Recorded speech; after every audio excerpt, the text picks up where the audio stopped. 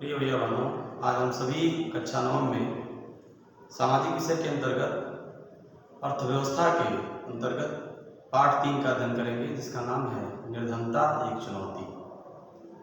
प्रिय भैया बहनों, हम सभी जानते हैं कि निर्धनता किसी भी देश के लिए एक ऐसा स्तर होता है जहां न्यूनतम संसाधनों को जुटा पाना बहुत ही कठिन होता है। निर्धनता प्रत्यक्ष तौर पर आर्थिक विकास, प्रति व्यक्ति आय, क्रय शक्ति एवं जनसंख्या से जुड़ी होती है। विश्व के विभिन्न देशों में निर्धनता का निर्धारण करने के लिए विभिन्न मापक हैं, कई तरह के मापक हैं, लेकिन यह भी सत्य है कि निर्धनता विश्व के समक्ष एक बड़ी चुनौती के रूप में हमको देखने के लिए मिलती है। तो सबसे पहले हम ये देखेंगे कि निर्धनता का अर्थ क्या होता है।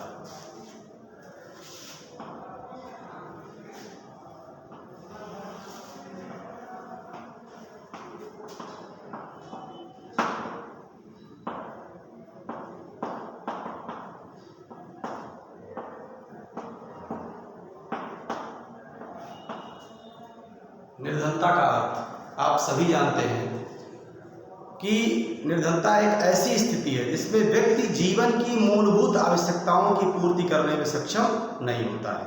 अब मूलभूत आवश्यकताएं कौन कौन सी हैं? जैसे भोजन, वस्त्र और जीवन जीने के लिए जो भी आवश्यक तत्व हैं, यदि उस व्यक्ति को नहीं मिल पा रहे हैं, यानी हम कह सकते हैं कि वह व्यक्ति, वह परिवार निर्धन है। स्वतंत्र भारत के सम्मुख एक कठिन चुनौती भी है। आप देखते हैं निर्धन लोग गांव के भूमिहीन, श्रमिक इत्यादि लोग होते हैं जो अपनी आवश्यकताओं की पूर्ति करने के लिए मजदूरी या इत्यादि साधनों का प्रयोग करते हैं। अब हम देखेंगे सामाजिक वैज्ञानिकों की दृष्टि में निर्धनता क्या है या किस प्रकार से इसको वो प्रेषित करते हैं हमारे सामने।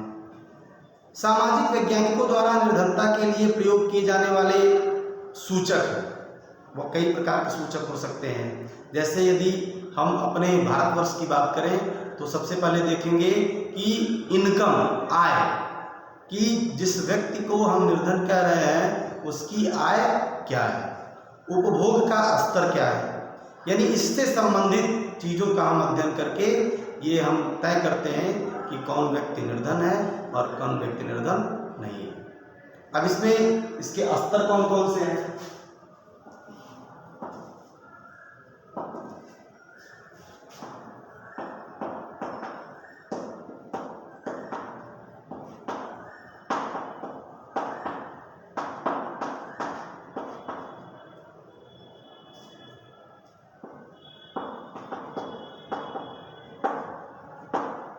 वैज्ञानिक दृष्टिकोण में निर्धनता। वैज्ञानिक दृष्टिकोण में हम जब निर्धनता की बात करते हैं तो सबसे पहले आता है साक्षरता का निम्न स्तर। इसमें सबसे पहले आता है साक्षरता का निम्न स्तर।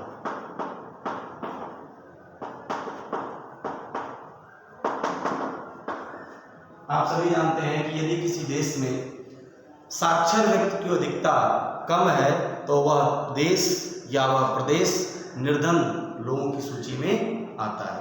या कोई व्यक्ति कम शिक्षित है और पढ़ा लिखा नहीं है तो अभी क्या है, निर्धनता की दृष्टि से वह सकारात्मक पहलू में आता है। दूसरा है कुपोषण के कारण रोग प्रतिरोधी क्षमता की कमी। कुपोषण के कारण रोग प्रतिरोधक क्षमता में कमी।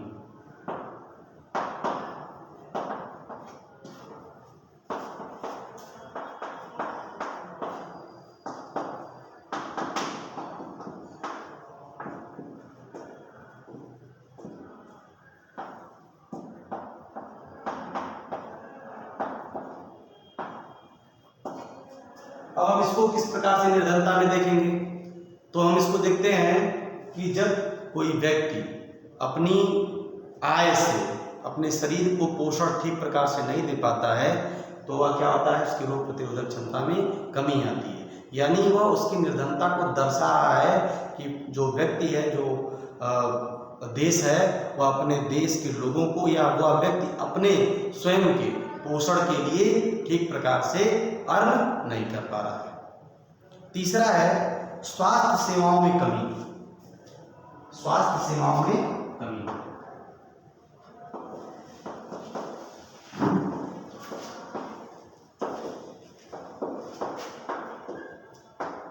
स्वास्थ्य सेवाओं में कमी। स्वास्थ्य सेवाओं में कमी को हम इस प्रकार से देखते हैं।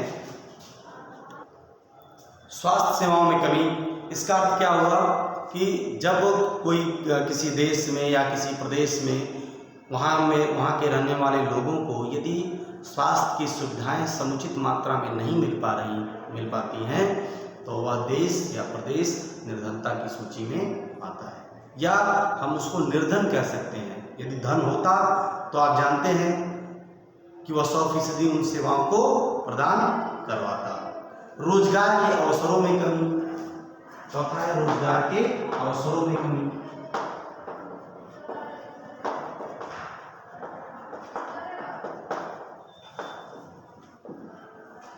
रोजगार के अवसरों में कमी होगा। यदि कोई देश समृद्ध होगा तो आप जाहिर सी बात जानते हैं कि वहाँ के रहने वाले लोग या वहाँ पे निवास करने वाले लोग कभी भी रोजगार विहीन नहीं रहेंगे। उनको रोजगार पर्याप्त मात्रा में मिलता रहेगा। लेकिन यहाँ की स्थिति क्या है कि यदि कोई देश, कोई प्रदेश निर्धन है तो वहाँ के युवाओं में, वहाँ के लोगों में रोजगार की कमी देखने को मिलेगी। और अंतिम है स्वच्छ पेयजल एवं स्वच्छता तक पहुंच की कमी।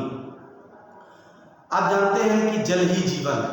यदि किसी देश, किसी प्रदेश या किसी नागरिक को स्वच्छ जल नहीं मिल पा रहा है या उसके जीवन के लिए मूलभूत आवश्यकता जिससे कि उसका जीवन चलने वाला है, यदि वही उसका देश और प्रदेश उसको उपलब्ध नहीं करवा पा रहा है तो जाहिर सी बात है कि वहाँ पे धन की कमी है। यदि स्वच्छ जल करेंगे तो जाहिर सी बात है धन का खर्च आएगा, और यदि धन नहीं है इसीलिए वह देश निर्धनों की सूची में सम्मिलित हो रहा है।